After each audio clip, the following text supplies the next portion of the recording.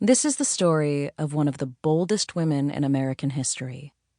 A self-made millionaire, a celebrity in her era, a woman beloved by many of her patients, and despised by the men who wanted to control them. An immigrant who came to the Lower East Side of Manhattan, lured by the promises of the American dream, Madame Restell soon found herself, a widow, attempting to raise a toddler. It didn't take Restell long to learn how horrifically hard single motherhood was in the mid-1800s. Why, she wondered, should women have no say over if and when they became mothers?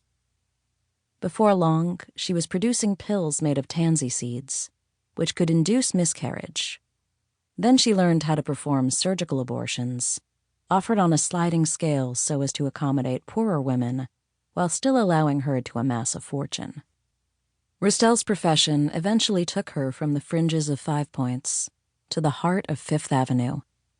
She became one of the era's savviest businesswomen, writing editorials in the big city newspapers and publicizing services her competitors merely whispered about.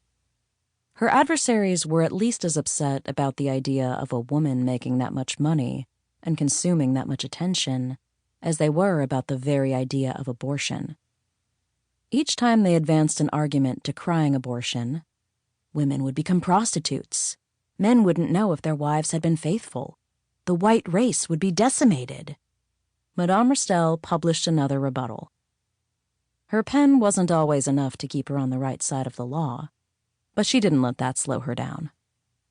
When Restell was finally arrested and sent to jail for a year, she began using the warden's office for her work affairs. She employed 3 prisoners to act as her servants. They did her washing, cleaned her cell, and made sure she was supplied with fresh fruit. She preferred peaches. However, she never forgave the police for her imprisonment.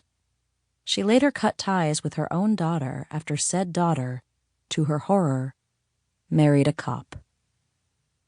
The only thing Madame Restell hated more than cops were the moralizers determined to destroy her business.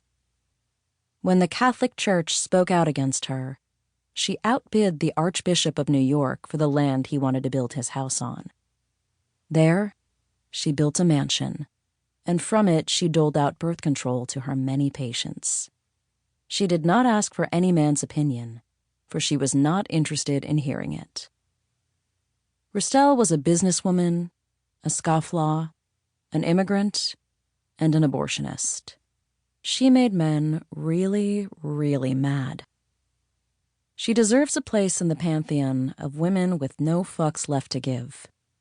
But despite her impact, she has been largely lost to history.